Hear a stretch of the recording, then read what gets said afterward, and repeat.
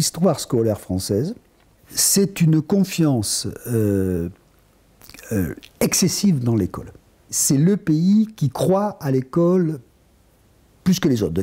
D'ailleurs, c'est le pays dans lequel les déceptions scolaires sont aussi à l'échelle de cette croyance trahie. Mais chaque fois qu'en France on a un problème, tout le monde se retourne et dit « Que fait l'école ?» Bon, c'est évidemment un peu ridicule. En France, on attend de l'école qu'elle sauve la nation, c'est-à-dire qu'elle produise les élites qui sauveront la nation, les citoyens qui seront les citoyens vertueux de la nation. C'est beaucoup. C'est d'ailleurs pour cette raison qu'on a tant de mal à réformer l'école, parce que comme on attend tout, on n'ose pas la toucher. Donc, au fond, on est toujours, c'est ça qui caractérise une crise, dans des situations où tout le monde a le sentiment que les choix vers lesquels nous allons seront des mauvais choix. J'ajoute aussi qu'il y a probablement des crises qui sont liées au sentiment du contrat social. Au fond, le contrat social, c'était « si je travaille, je serai aidé ». On voit bien qu'aujourd'hui, le système des droits sociaux a complètement explosé. Donc nous sommes à la fois dans un système qui reste extrêmement protecteur, mais en même temps un système si totalement illisible, si totalement compliqué, si totalement incompréhensible, que tout le monde a le sentiment de se faire avoir. Vous avez cette espèce d'éclatement, d'explosion, qui n'est pas un simple effet de la crise économique. Je veux dire que si vous comparez les inégalités sociales dans le monde, moins inégalitaire que la France, il y a les pays scandinaves, et puis après, tout le monde l'est nettement plus. Mais tout ça n'est plus visible. Les représentations qui tenaient la vie sociale donnent aujourd'hui ce sentiment extrêmement pénible. Donc, on a vraiment le sentiment d'être dans un moment historique où, au fond, le vieux monde se défait. Je veux dire, aujourd'hui, plus personne ne pourra dire on repart comme avant. C'est évident. Le long mouvement de massification scolaire tel que nous l'avons construit ne peut plus durer parce qu'il a des effets tellement négatifs qu'on ne peut pas continuer à répéter mécaniquement les mêmes choses. Autrement dit, si on continue à avoir une école qui produit autant d'inégalités, qui continue à humilier, ce qui ne veut pas dire que c'est les enseignants qui le font, mais c'est le mécanisme, les élèves qui échouent, qui continuent à produire des diplômes pour mettre des gens non pas dans des emplois mais sur des files d'attente, on va le payer extrêmement cher. Il suffit de regarder les attitudes et les choix politiques et idéologiques des diplômés d'un côté et des non-diplômés de l'autre pour voir que c'est aujourd'hui le clivage essentiel. Et si vous regardez l'évolution en France, elle est extrêmement nette.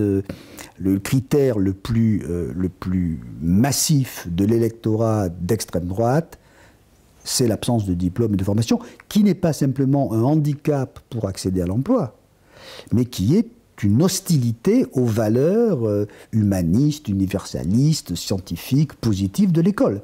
Tous les enseignants en ont conscience que ça ne marche plus, d'une certaine façon. Le problème, c'est d'avoir la capacité politique de dire « bon, si ça ne marche pas, il faudrait peut-être qu'on arrête de dire ce qui est un peu le réflexe français, ça ne marche pas avec 80% de bacheliers, faisons 90% de bacheliers, ça va marcher mieux. » Non, ça marchera probablement un peu plus mal, c'est tout ce qu'on pourra dire. Donc, ce qui peut rendre optimiste, c'est de dire que si on n'a pas la capacité politique d'y répondre pour le moment, si on n'a pas vraiment plus la capacité de faire des débats, il semble quand même qu'on ne puisse plus faire comme si ces problèmes-là n'existaient pas. Moi, je serais plutôt porté à dire, contentons-nous d'avoir une école qui soit une bonne école. Par exemple, si je veux réduire les inégalités scolaires, bon, mais massivement quand même, il faut que je réduise les inégalités sociales. L'école ne peut pas tout faire. Alors, elle pourrait ne pas en rajouter, ce qu'elle fait en France. Je crois qu'il faudrait quand même que l'on comprenne que notre obsession de l'égalité des chances, qui est conception de la justice que je trouve parfaitement acceptable, honorable, etc., que l'égalité des chances, ça n'est pas la seule forme de la justice scolaire. Alors, j'insiste bien, je suis pour que les enfants des quartiers difficiles accèdent aux bonnes écoles, c'est pas la question. Mais l'égalité des chances repose sur un modèle vainqueur-vaincu. Et la question majeure qui se pose aujourd'hui, c'est celle des vaincus. C'est-à-dire, qu'est-ce qu'on doit aux élèves qui ne sont pas aussi bons qu'ils devraient l'être? Qu'est-ce qu'on leur doit comme formation? Qu'est-ce qu'on leur doit comme emploi? Qu'est-ce qu'on leur doit comme dignité? C'est fondamental, donc, investir dans l'enseignement élémentaire, ce qui veut dire, de mon point de vue, investir massivement dans la formation des enseignants et, évidemment, avoir des objectifs de formation qui font que le plus mal loti s'en sorte. Bien comprendre que ça suppose de ne pas réduire la justice scolaire à l'égalité des chances. Durant ces 50 dernières années, l'autorité culturelle de l'école n'a cessé de décliner. Au fond, on avait fait le pari en disant l'école incarne des valeurs respectables de démocratie, de tolérance, de croyance dans la science, etc., etc. Plus les gens iront à l'école, plus ces valeurs vont se répandre. Et en France, comme ailleurs, ce qu'on a constaté, c'est que ce n'est pas le cas. Alors vous avez toute une partie de l'opinion publique qui dit c'est pas compliqué, revenons à l'école de Jules Ferry. Bon, ce qui est une blague absolue.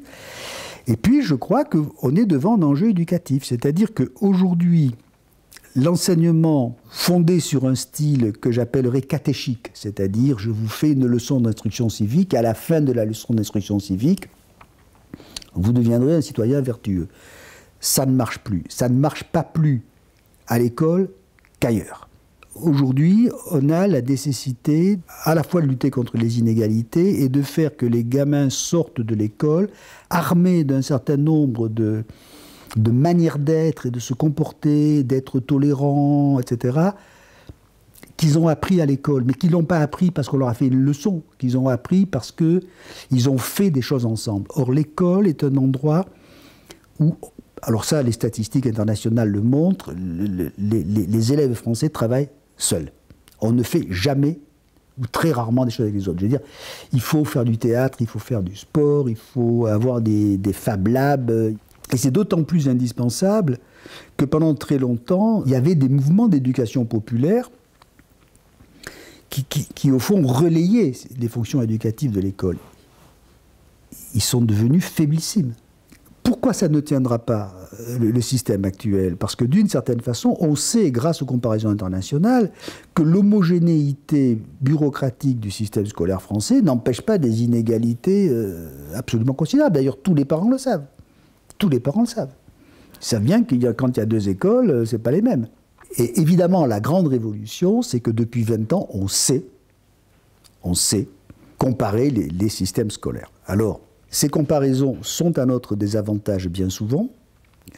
On est plus inégalitaire que ne le supposeraient les inégalités sociales. Le niveau des élèves n'est pas si bon que ça. Et la confiance des élèves en eux est extrêmement faible. C'est-à-dire qu'en France, vous restez toujours défini par votre échec, enfin, d'une certaine manière, bon, etc. Le problème des comparaisons internationales, c'est qu'ils devraient nous pousser à agir, etc. Alors, si la Finlande est si formidable, si Singapour est si formidable, on n'a qu'à faire comme la Finlande et Singapour. Ce que je trouve totalement absurde. Bon, pourquoi ?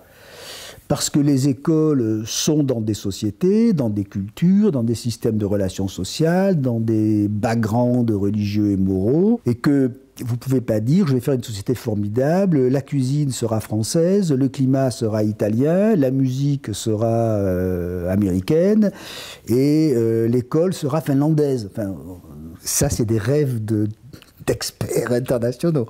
Tout ça est absurde. Mais en revanche, on peut regarder point par point ce qu'ils font de mieux. Vous avez un tas de trucs qui marchent même du tonnerre de Dieu, si je peux me permettre. Vous avez des établissements expérimentaux qui ne coûtent pas un centime de plus, qui ont de très bons résultats, alors qu'ils ne devraient pas avoir de très bons résultats.